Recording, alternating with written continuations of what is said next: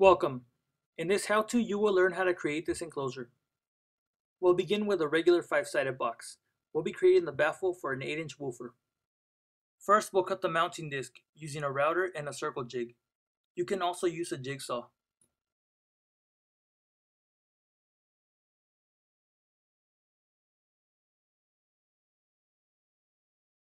When the disc has been cut, set the bit to cut approximately 5/8. We'll pre-cut most of the mounting hole to make it easier to cut out later. You will understand this better in later steps.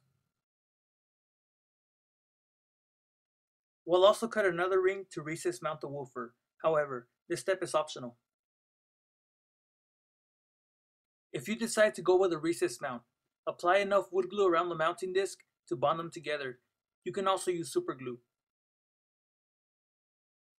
To secure the ring while the glue dries, I recommend shooting 4 brad nails around the edges.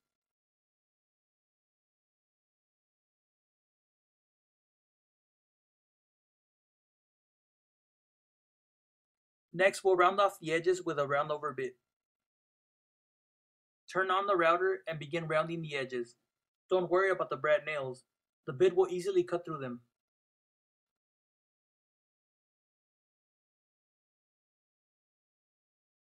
Now the edges have a smooth look.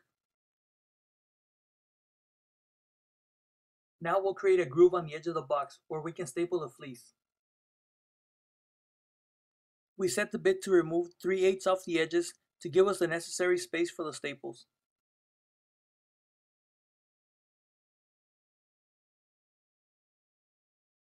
Now cut a piece of 2x4 that is slightly higher than the box and place it in the center. Make sure the ring is even on all sides before moving to the next step. Once satisfied with the look, attach the 2x4 to the bottom of the box using 2 wood screws.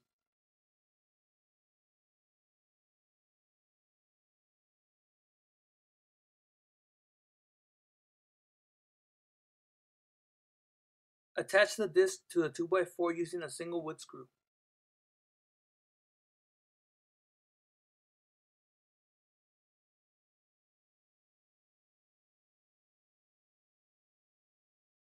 We'll be using polyester fleece for the wrapping. Cut the necessary length and lay it over the enclosure.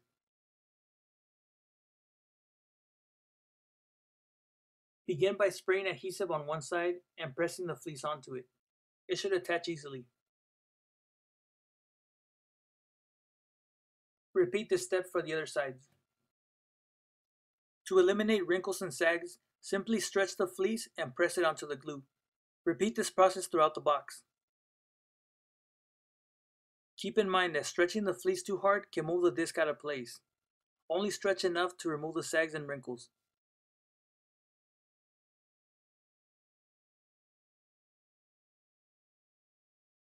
Now staple the fleece to the rabbited edge. Repeat the step for all 3 sides.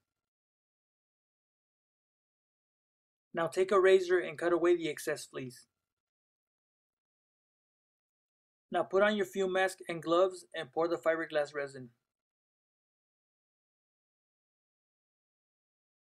Add the required MEKP hardener according to the container and mix it thoroughly. Now brush the resin onto the fleece with a chip brush. Remember, don't brush too hard or you'll create sags. Keep brushing lightly until the fleece is completely soaked. Be sure to completely cover the staple areas in the ring area. Don't rush when brushing resin. You have plenty of time to work with it before it dries. Once you have finished brushing the resin, set the enclosure in the sun to dry. When the resin has cured, cut away the fleece with a razor. Cut away the excess material using a die grinder and a trim bit. You can also use a Dremel or an air saw.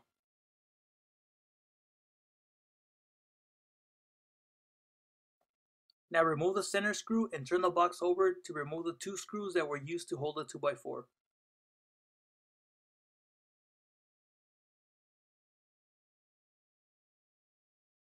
We'll remove the back piece of the enclosure as well. Take out the 2x4. Now we can stiffen the enclosure from the inside to reduce finished work on the outside. We'll use 2 layers of fiberglass mat. Apply the mat directly onto the fleece with a slight overlap on the wood for strength. Once complete, it should look similar to this. Apply the resin with the tip of the brush and then carefully brush the mat onto the wood. This is a necessary step to reinforce the enclosure. Set the enclosure in the sun when finished. When the mat has dried, we'll use liquid nails to seal the edges to avoid any air leaks. Apply adhesive on the edges and place the back piece in place and secure it using brad nails or screws. We'll sand the baffle using 80 grit. We need to remove the residue left from the resin. You can also use a pneumatic angle die grinder to speed up the process.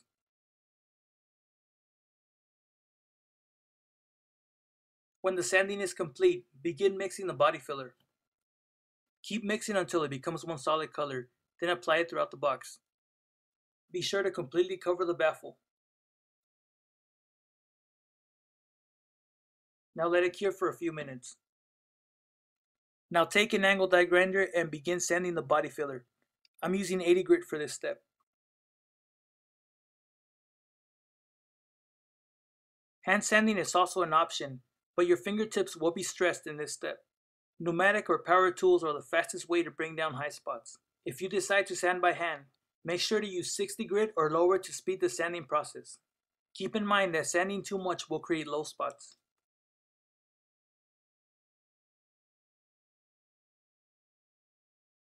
Hand sand the ring for better results on the rounded edges.